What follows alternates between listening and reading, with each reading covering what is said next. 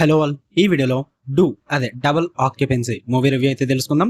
ఇది ఒక Tamil movie, Telugu dubbing తో పాటు రీసెంట్ గానే ప్రైమ్ వీడియోలోకి అయితే స్ట్రీమింగ్ వచ్చింది. డబ్బింగ్ అయితే చాలా బాగుంది. మూవీ రన్ టైం అయితే 2 hours 10 minutes అయితే ఉంటుంది భయ్య. స్టోరీ ప్లాట్ సింపుల్ గా చెప్పడం కష్టమే, కొంచెం కాన్సెప్ట్ కూడా చాలా కాంప్లికేటెడ్ అన్నమాట.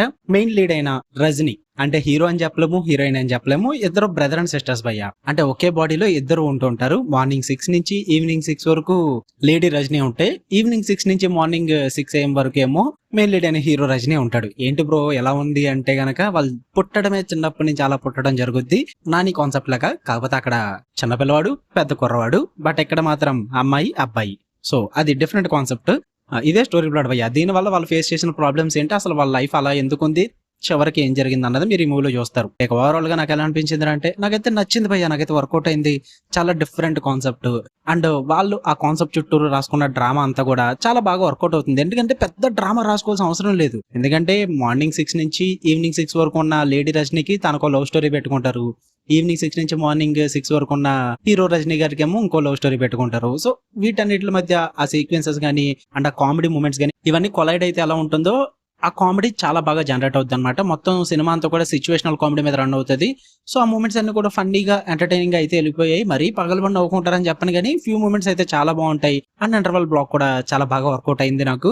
ఈ సపోర్టింగ్ యాక్టర్స్ పర్ఫార్మెన్సెస్ కూడా బాగా వర్కౌట్ అయితే, వాళ్ళ నుంచి కూడా కామెడీ బాగా జనరేట్ అవుతుంది. స్టార్టింగ్ నుంచి ఎండింగ్ వరకు మూవీ అయితే బోర్ కొట్టదు. అది బిగ్గెస్ట్ ప్లస్ పాయింట్ మూవీకి. ఎంటర్టైనింగ్ గా తీసుకెళ్లిపోతారు. మరీ ఓవర్ గా స్ట్రెచ్ లేదు డ్రామాని, అంటే మరీ తెగిదాకా లాగలేదన్నమాట. ఎక్కడ వరకు ఉండాలో అక్కడ వరకే పెట్టుకున్న డ్రామాని. సో అది నాకు బాగా వర్కౌట్ అయింది. లవ్ స్టోరీ బాగుంటుంది, సాంగ్స్ బాగా వర్కౌట్ అవుతాయి, అండ్ ఎమోషనల్ మూమెంట్స్ కూడా బాగానే వర్కౌట్ అవుతాయి.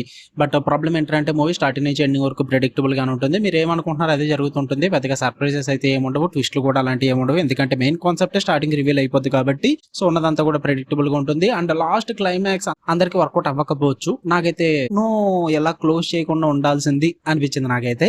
అదేంటో మీరే చూసి తెలుసుకోండి. బట్ ఎందుకు వై నార్మల్ గానే క్లోజ్ చేయొచ్చు కదా. ఇది అంటే అది ప్రెడిక్టబుల్ అయినప్పటికీ కూడా అలా క్లోజ్ చేస్తుంటేనే ఇంకా ఎంజాయ్ చేద్దరు మూవీని. బట్ కొత్తగా ట్రై చేద్దామని ట్రై చేశారు, నాకు అది అంతగా వర్కౌట్ అవ్వలేదు క్లైమాక్స్. అది ఒక్కటే ప్రాబ్లం. ఉన్న మూవీ అంతా కూడా చాలా బాగా వర్కౌట్ అయింది. మంచిగా ఎంటర్టైనింగ్ కోసం, టైం పాస్ కోసం ఒక మూవీ చూద్దాం అనుకుంటే మంచిగా ట్రై చేయండి భయ్య, వర్కౌట్ అవుతుంది. ఎక్కువ ఎక్స్పెక్ట్ చేయొద్దు.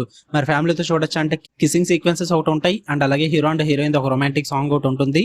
ఇలాంటివి స్కిప్ చేసుకుని చూసేచ్చు ఫ్యామిలీతో. మరి మీరు అవి స్కిప్ చేసుకుని చూసేస్తానంటే ఫ్యామిలీతో చూడొచ్చు, ప్రాబ్లం ఏం లేదు. మీకు కనుక వీడియో నచ్చితే లైక్ చేయండి, షేర్ చేయండి, మీ ఒపీనియన్స్ కూడా కామెంట్ చేయండి. మళ్ళీ నెక్స్ట్ వీడియోలో కలుద్దాం. Until then love you all, by.